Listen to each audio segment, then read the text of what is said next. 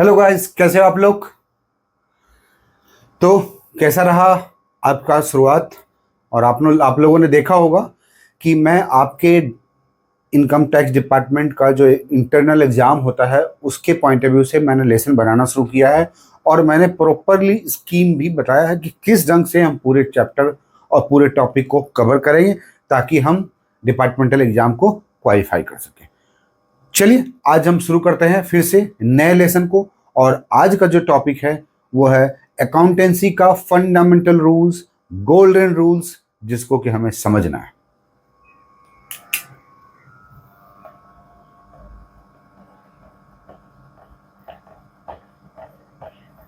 Accountancy में अगर आप देखते हैं तो आपको पता चलेगा कि जैसा कि पिछले वीडियो में मैंने डिस्कस किया था कि दो तरह का अकाउंट होता है, पर्सनल और इम्पर्सनल, है ना। पर्सनल और इम्पर्सनल मतलब non personal, right.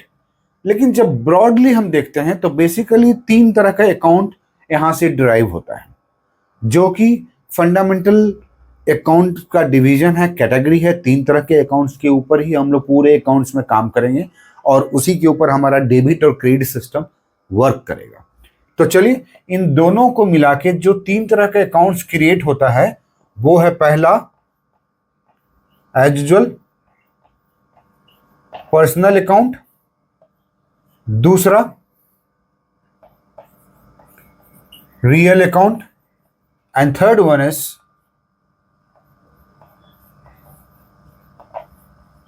Nominal account. Correct. अब यहां पे क्वेश्चन ये अराइज होता है कि what is personal account, what is real account and what is nominal account.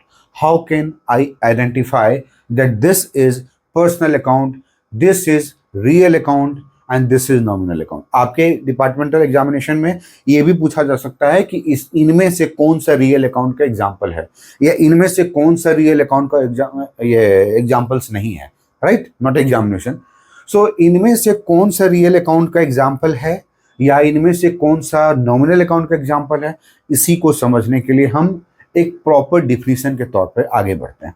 सबसे पहले, जैसा कि मैंने पिछले वीडियो में भी बताया था कि पर्सनल अकाउंट ऐसे अकाउंट को बोलते हैं जो कि नेम बेस्ड होता है, नेम बेस्ड, करेक्ट। जहां पे किसी पर्टिकुलर व्यक्ति का, किसी पर्टिकुलर एंटिटी का अकाउंट जो होता है उसे हम पर्सनल अकाउंट के तौर पर रखते हैं। जैसे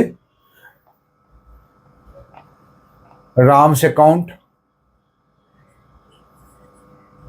श्याम्स अकाउंट, राइट। और इस तरह से बहुत सारे जितने भी नेम बेस्ड हैं उन सब को हम लोग बोलते हैं पर्सनल अकाउंट। क्या बोलते हैं?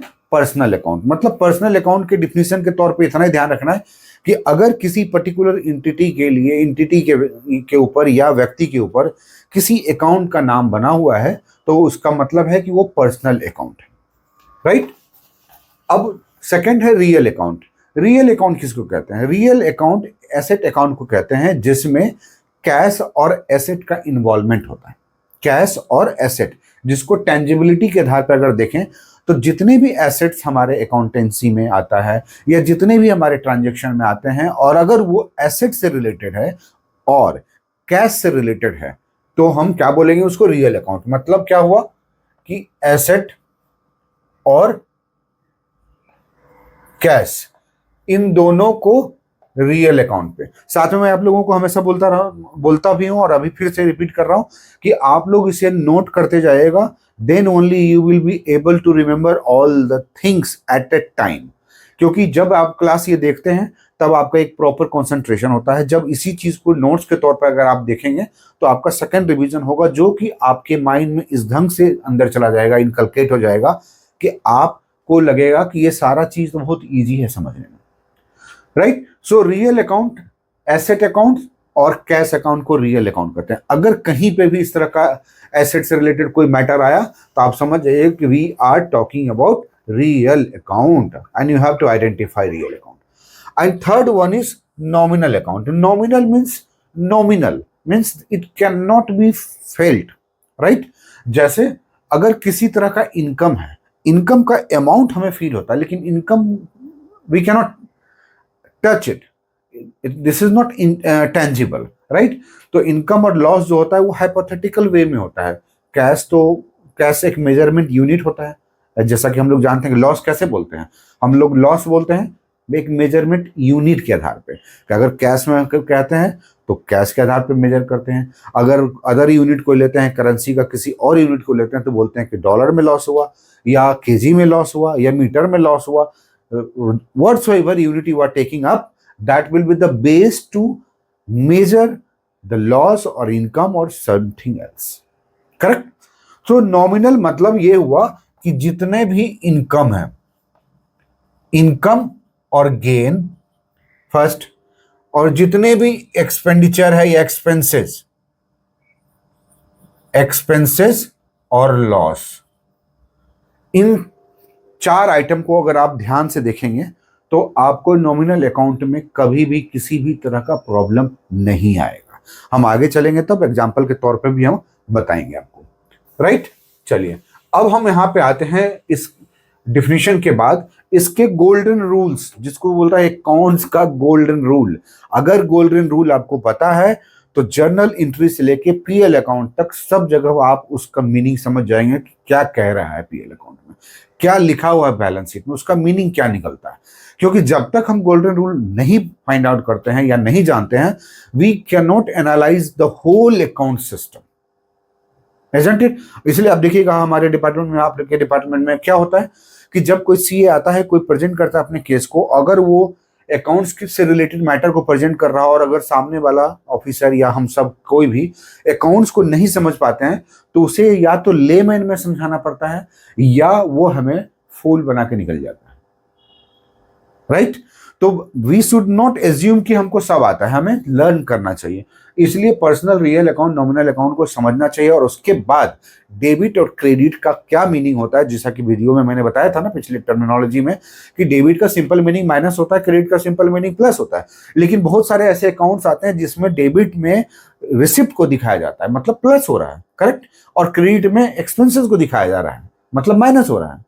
तो ये चीज भी हम समझेंगे और यही आपके डिपार्टमेंट के एग्जामिनेशन में पूछा जाएगा, इंटरनल डिपार्टमेंट के, कि कोई परचेज अकाउंट है उसके डेबिट साइड क्या शो करता है, या एसेट अकाउंट है तो उसका क्रेडिट साइड क्या शो करता है, करेक्ट। तो वो मीनिंग इंटरप्रेट करना है। तो सबसे पहले देखिए पर्सनल अकाउंट का रूल, ये मिटा देता हूं ताकि स्पेस बन सके। रूल में पर्सनल अकाउंट की बात करेंगे, मैं शॉर्टकट ले देता हूं, पर्सनल अकाउंट पी, है ना। इसका होता है डेबिट द रिसीवर, नोट करते जाइएगा, और क्रेडिट द गिवर। मैं एग्जांपल के साथ में आपको बताऊंगा ताकि आपको प्रॉपरली क्लियर हो जाए। ये पर्सनल अकाउंट का के बारे में, ये भी मैं डिलीट करता हूं, ये आप लोग नोट कर लिए होंगे I expect. Anyway, personal account का रूल होता है debit the receiver, credit the giver, right. अब इसे हम कैसे समझेंगे, तो एग्जांपल के तौर पे देखिए लिखा हुआ है कि goods purchased from A at ₹20,000, correct. अब जैसा कि आप लोगों को बताया हूं कि अकाउंट्स में डबल एंट्री सिस्टम होता है, मतलब दो ट्रांजेक्शन होता है। ट्रांजेक्शन एक होता है जिसमें दो एंट्री होती है, तो उस एंट्री को हमें आइडेंटिफाई करना है। तो अब यहां पे देखिए गुड्स परचेज हो गया, पहली बात। दूसरा थर्ड पार्टी एक इन्वॉल्व है जो कि एंटिटी है, बाद में बात करेंगे। और दूसरा है कैश। तो एक ट्रांजेक्शन हुआ जिसमें दो एंट्री की जरूरत होती है डबल अकाउंटिंग सिस्टम में, करेक्ट। तो ऐसे में हम देखते हैं कि गुड्स परचेज हुआ मतलब गुड्स आया और कैश हमारा गया। अब यहां पे जब हम देखेंगे तो यहां पे ए का नाम आ रहा है, क्यों आ रहा है, क्योंकि एक इंडिविजुअल पर्सन है। अगर इसका हम अकाउंट मेंटेन करते हैं, सपोज कीजिए कि ये क्रेडिट पे खरीदा गया था, पैसा नहीं दिया गया, उधार में, है ना, on credit, goods purchase from A at 20,000 on credit, correct. तो जब हम इसका एंट्री करते हैं तो हम क्या बोलते हैं कि पर्सनल अकाउंट है ए, यहां पे ए इन्वॉल्व है, तो debit the receiver, credit the giver, debit the receiver credit the giver. मतलब क्या हुआ कि गिवर कौन है हमारा, तो यहां पे आप देखिएगा गिवर के तौर पे ए है, और रिसीवर कौन है, जो एंटिटी ले खरीद रहा है ना, परचेजर। तो रिसीवर जो है, परचेजर जो है रिसीवर है, ये रिसीवर है, ठीक है। तो ऐसे आपको आइडेंटिफाई करना है कि कौन परचेजर रिसीवर है। अब जब हम जर्नल में एंट्री करेंगे या जहां पे एंट्री हम कर रहे हैं अकाउंट में, जो कि हम लोग बाद में डिस्कस करेंगे, वहां पे हमें ये रूल अप्लाई करना है कि डेबिट में हम ए को लिखेंगे और क्रेडिट को, क्या क्रेडिट में किसका लिखेंगे, एंटिटी का, पहली बात। लेकिन इसकी और क्लैरिटी के लिए क्या होता है कि एक ट्रांजेक्शन हुआ, अब ये पेमेंट है, तो ये जो है डिफरेंट अकाउंट है, कैश, करेक्ट। तो कैश रियल अकाउंट होता है, लेकिन यहां पे क्या हुआ, क्रेडिट, तो क्रेडिट में नहीं आया, तो इसलिए हम इसको परचेज अकाउंट के तौर पर रिसीवर में डालेंगे। क्लियर? इसको हम और डिटेल में बताएंगे जब हम जर्नल एंट्री करें, फिलहाल ये रूल को समझ लीजिए, this is the golden rule. अब आते हैं नेक्स्ट रूल। अगर आपको समझ में नहीं आया तो इसको रिवाइज करके वीडियो देख लीजिएगा। अब है रियल अकाउंट। रियल अकाउंट का rule, debit what comes in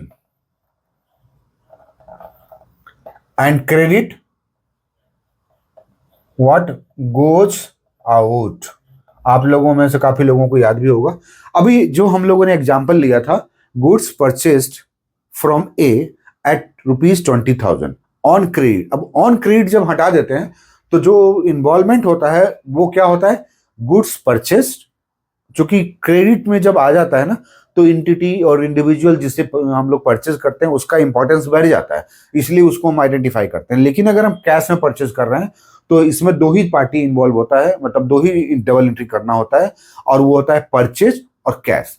तो परचेज क्या है, एक्सपेंसेस, और कैश क्या है, रियल अकाउंट, राइट। जो कि हम लोगों ने पढ़ा अभी रियल अकाउंट में कि एसेट अगर कोई हो या कैश हो तो उसको रियल अकाउंट बोलते हैं। तो परचेज गुड्स, तो गुड्स कभी एसेट नहीं होता, क्योंकि डेली बेसिस पे जो ट्रांजेक्शन होता है, जो स्टॉक इन ट्रेड का पार्ट होता है, that will be considered under purchase account. So purchase, और उसके बाद कैश गो है ना, गोइंग आउट। तो हम क्या करेंगे, डेबिट व्हाट कम्स इन, तो गुड्स है, तो गुड्स तो परचेज के नाम पे जाना जाएगा, तो परचेज अकाउंट में एंट्री करेंगे परचेज डेबिट, और कैश जा रहा है तो कैश क्रेडिट, मतलब purchase account debit to cash account credit, जो कि हम लोग बाद में डिस्कस करेंगे। फिलहाल रूल की बात करते हैं। अब आते हैं नॉमिनल अकाउंट। नॉमिनल अकाउंट का क्या रूल होता है, नॉमिनल अकाउंट का रूल होता है डेबिट ऑल लॉसेस या एक्सपेंसेस, क्रेडिट ऑल इनकम और गेन। नॉमिनल अकाउंट का रूल क्या होता है, डेबिट ऑल लॉसेस और एक्सपेंसेस, जितने भी लॉस एक्सपेंसेस है उसको हम डेबिट करेंगे, और जितने भी इनकम या गेन हो रहे हैं उसको क्रेडिट साइड में लिखेंगे, करेक्ट, जर्नल एंट्री में। तो अभी हम लोगों ने एग्जांपल में क्या देखा, goods purchase from A at ₹20,000। तो गुड्स परचेज जो कर रहे हैं वो नॉर्मल डे ट्रेडिंग के लिए क्या होता है, वो तो एक्सपेंस है ना, कि भाई परचेज खरीदे हैं, परचेज करेंगे, गुड्स लाएंगे, तभी तो उसको मैन्युफैक्चर करेंगे, प्रोसेस करेंगे और तब सेल करेंगे। तो जो गुड्स परचेज करते हैं वो एक्सपेंसेस के तौर पे आता है, तो इसलिए वो डेबिट के लिए, डेबिट साइड में जाएगा, उसको डेबिट करेंगे। वहीं पे कैश चूंकि रियल अकाउंट है तो क्रेडिट साइड में जा रहा है, क्योंकि रियल अकाउंट के लिए क्या वो लिखा है, debit what comes in, credit what goes out. तो कैश जा रहा है, गुड्स आ रहा है, तो गुड्स एक्सपेंसेस है, तो इसलिए हम उसको डेबिट करते हैं। और कैश जो है वहां पे भी एक्सपेंस है, मतलब गोइंग आउट है, तो इसलिए उसको क्रेडिट कर रहे हैं।